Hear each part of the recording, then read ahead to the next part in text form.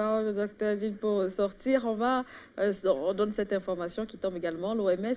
Selon l'OMS, 250 millions d'Africains pourraient donc attraper le coronavirus en un an, mais les experts de cette organisation pensent que plus de gens y survivront qu'aux États-Unis et en Europe parce que beaucoup d'Africains sont jeunes.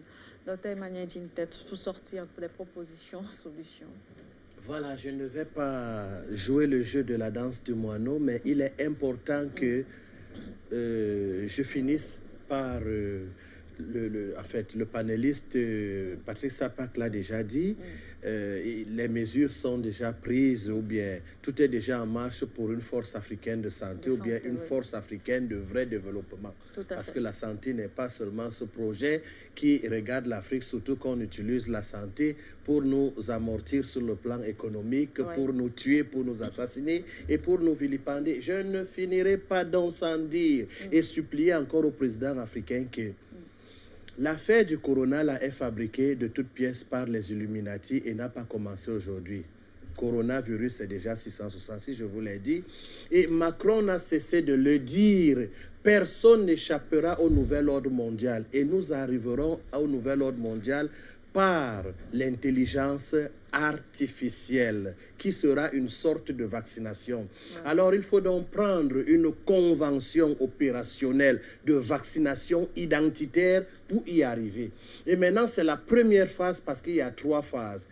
Pour l'instant, l'Organisation mondiale de la santé, le banditisme international, voudrait tester le niveau d'obéissance des peuples, d'où l'exigence de confiner. Mais en tant que médecin, pauvre médecin, depuis quand même 22 ans, ça veut dire qu'avant ces 22 ans, j'ai étudié, je puis vous dire que le confinement n'a jamais aidé un peuple à être délivré d'une attaque épidémiologique.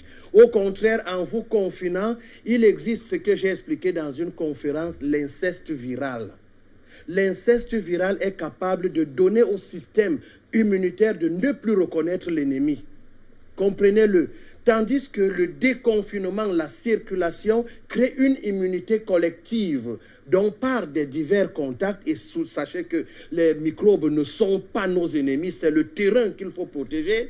Le contact avec l'extérieur envoie des particules microscopiques en nous qui met constamment le système immunitaire en travail pour notre protection.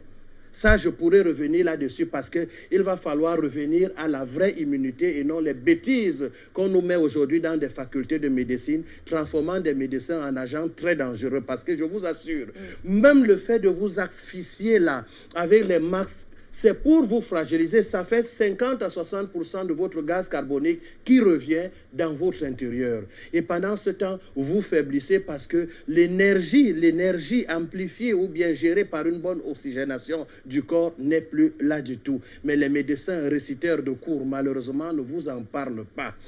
Toutes les résolutions qui sont prises là sont mauvaises. Comme ces fûts qu'on trouve là dehors, regardez, vous ouvrez un robinet dont vous déposez votre Covid, vous lavez les mains et qui ferme? C'est encore vous. Vous reprenez le Covid. Autant d'imbécilité qui démontrent qu'il n'y a pas eu concertation scientifique, mais une histoire politique décidée un certain jeudi, le 12 mars en Belgique, et les Africains ont copié-collé dans une sorte de folie qui dérange même parce qu'il suffit de réfléchir comme le patriarche disait tout à l'heure pour comprendre qu'on imbécilise les gens. Donc 50 personnes, le virus se calme. En tout cas, j'ai vu dans les restaurants, tout le monde entre, il baisse, il met en berne son masque. Le Covid attend, il mange d'abord, après il remet, le Covid frappe. Des imbécilisations comme ça ne doivent plus exister. Et les gouvernements africains doivent consulter leur peuple. Ce n'est pas un ministre de la Santé ou un ministre, premier ministre, qui viendra s'adresser aux enfants, parmi lesquels les médecins, comme si nous sommes encore à l'époque où on va nous fouetter si on n'obéit pas au pouvoir, qui doit nous rendre compte et doit nous consulter. On imbécilise les gens comme ça et le monde nous observe comme une Afrique idiote pour qu'une organisation mondiale de la santé vienne nous raconter les histoires. Il n'y aura pas de ces morts et que le laxisme de nos chefs d'État, de nos gouvernements, de nos autorités cesse. Sinon, le peuple prendra ses responsabilités.